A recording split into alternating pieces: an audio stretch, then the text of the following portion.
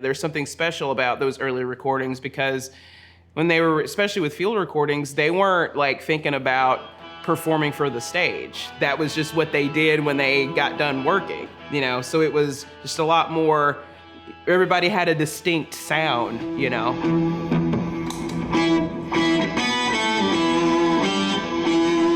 And that whole experience with studying old time music, what attracted me to it was the sort of, like the kind of weird, distinct sounds that people had. And it reminded me a lot of, you know, alternative music, you know, people deciding, hey, I don't want to do this same thing over here or this cookie cutter thing. I'm going to try something else and, you know, and not care if someone likes it or not, but just, you know, doing you, as they say. Where's this dynamically compared to what you just did?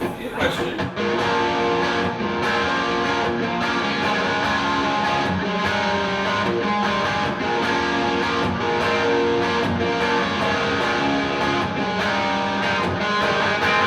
Don't say morning's cup. Don't say it's up to me. If I could take 25 minutes out of the record books, sugar, he bring me sugar.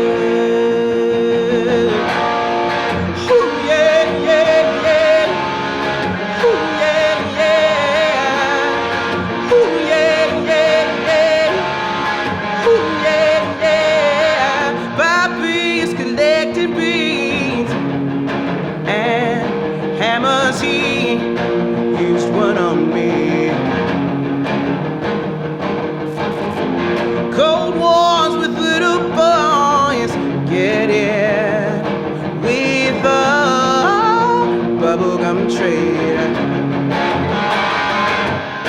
Sugar, he bring me sugar.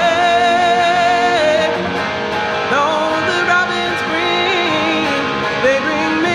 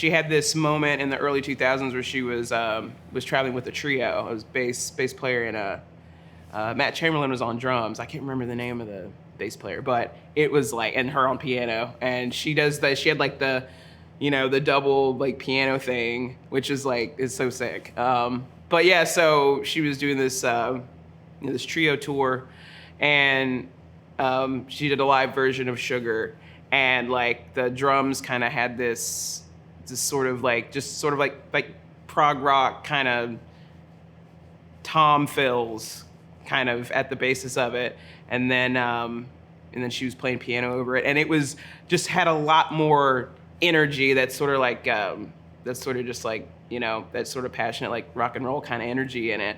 And so that's always kind of been one of my favorite recordings that she's ever done. And she really just like really lets go when she's on stage. So her songs never sound exactly like they do on the record, which is also really cool. So anyway, when I sat down to figure out what songs I was going to do for Pensive Pop, and I finally came across the idea to kind of do like a post-punk, you know, kind of like new wave kind of thing, and make it into, you know, that kind of like a rock song. And then, yeah, it worked out, I guess. I really love how it turned out. So, you know, one of the things, like when I listen to your music, this is a little cheesy, so sorry, but no, it's I okay. feel found, you know, I feel seen, and you're kind of doing the heavy lift, you know, so I can kind of sit back in it and feel calm. How do you think about that, or how do you're kind of channeling that feeling of feeling lost sometimes into your music? Can you kind of talk through that? Yeah, well, I appreciate you saying that. I mean, that's the kind of music that has always been my favorite, is where there's such an intensity and a heavy lift. I like the way you described that.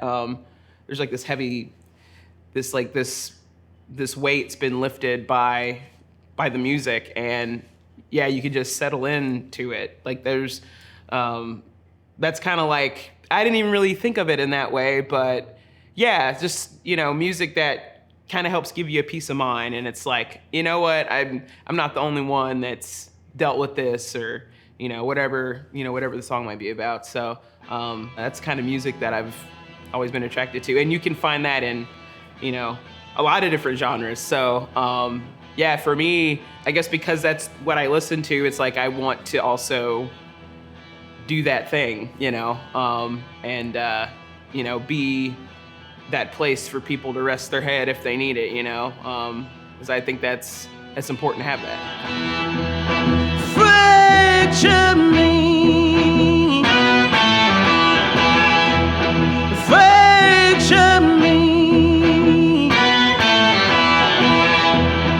fracture me, take what you need, 'cause it hurts to think. Fracture me, fracture me, fracture me. Leave nothing here, 'cause it hurts to feel.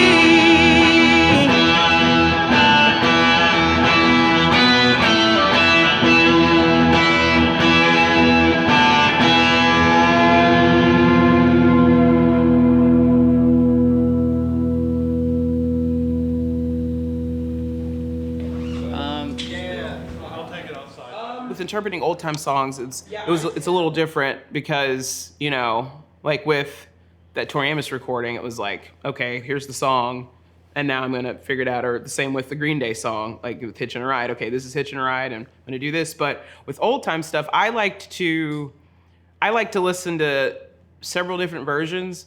I know for one, I did research on the song Pretty Polly, and in the Appalachian archives at ETSU, I found like some old books that had some of the original source of the ballad from like Oxford, England. So like I found this like verse where Pretty Polly, instead of just dying and being buried, you know, she actually haunts William, and she like drowns him in the ocean. So it's like, you know, you just find like really cool metal stuff like that.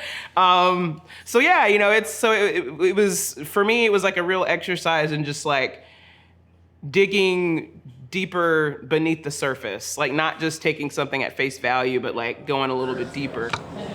How I see the world, because it's kind of like, you know, I truly believe that like, you know, we create our own meaning, and that's what the culture is about. I mean, culture is literally the culture and storytelling, all of that, like, you know, is like trying to find meaning. Yeah. And for me, I think it's so important to understand that there's more than one way to find meaning, and, you know, like the idea of having a mythos. And mythos can be Taoism, Buddhism, whatever kind of helps, you know, shape helps like create structure in your life.